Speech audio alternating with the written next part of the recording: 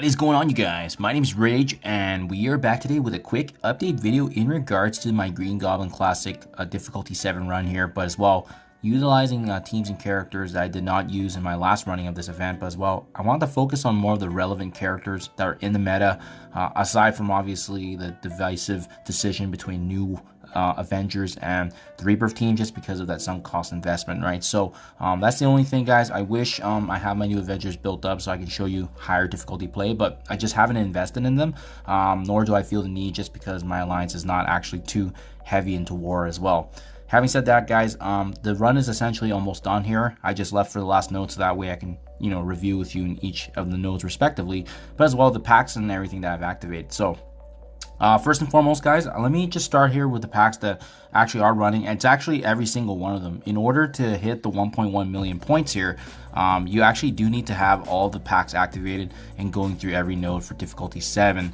Otherwise, if you want to attain this in a different manner, you need to go difficulty 8 and beyond. That's really the only way that you're going to be able to capitalize and get to the last milestone, which is milestone 43, for the extra 25 shards of Green Goblin and the extra teal gear there. So in my honest opinion, not worth it for your account if you're trying to build this character up, especially featuring a legendary character over time. So even right now, the second event being run, I got him at 6 stars now, and maybe the payout will push me to 7. Either way, it's great that I didn't need to invest in a team that I don't even utilize. Now, guys, having said that, again, as I said earlier, you need all the packs actually activated to get that 1.1 million. If you are having issues going through it, I do think that the World at War specifically targets and works against the Rebirth team, unless you have a big enough Rebirth team. So if you're having a hard time with the difficulty 7 and Rebirth is the only team that you have built up, try taking off the World at War, because that's going to help you in terms of pushing higher if it's possible. Otherwise, continue using all the packs, because this is how you can hit 1.1 million in difficulty 7. Also, important to note that the first node actually doesn't require any traits, so really we're focused on the following 8 nodes afterwards. And I did want to have a focus on utilizing characters and teams that are more relevant. So obviously, like I said earlier, I used my Rebirth team for the second node because this is the team I have. My new Avengers aren't even built up whatsoever. And 2 of these characters were brought up to Dark Dimension 6, hence why my team is so beefy. But keep in mind, they're falling out of the meta now, so not a good team to invest in if you guys are watching this video later on.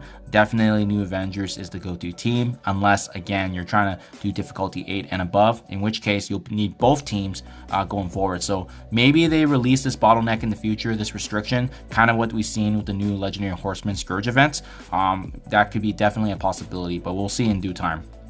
No issues there whatsoever with my team on node 2. Next up, node 3 here, requiring the city villain. So the best team obviously here is the Superior 6 Synergy.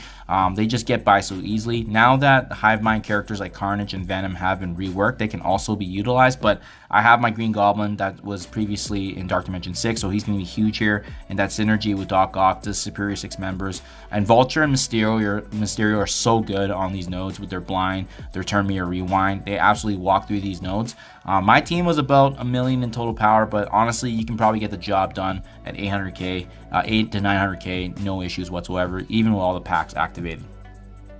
Also to note there, Global Blaster is the next mission, and this is so much easier now.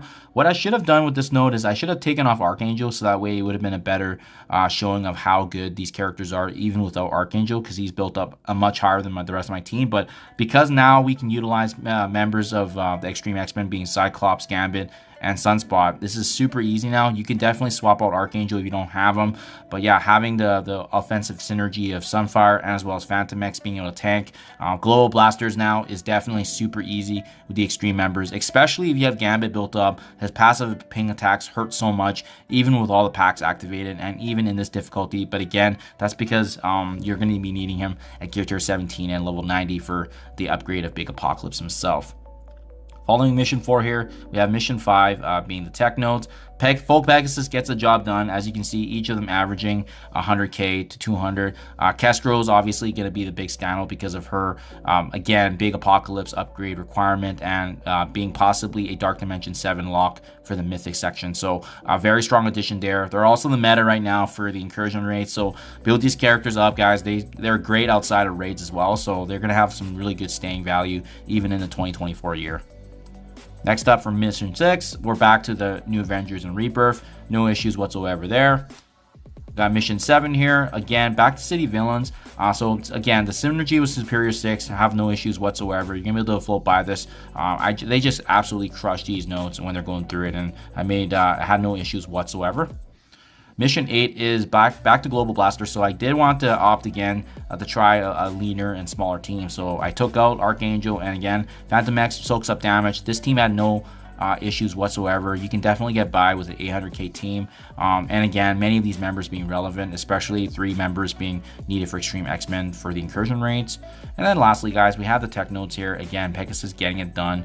So super smooth. This event just got super easy now that the Global Blasters got revised quite a bit, and we have the Superior 6 reworks and Sinister 6 characters can be used. And it's really that divisive decision between, you know, Rebirth and New Avengers. And obviously, I'm going to wrap things up here with my Rebirth here. So this is how I was able to get the 1.1 million, guys, in the difficulty 7 run, updated as of January 2024. Hopefully this helps you guys. Let me know if you have any comments below. But as well, good luck in your guys' event. Capitalize on those Green Goblin shards. Best of luck, and I'll catch you guys in the next one.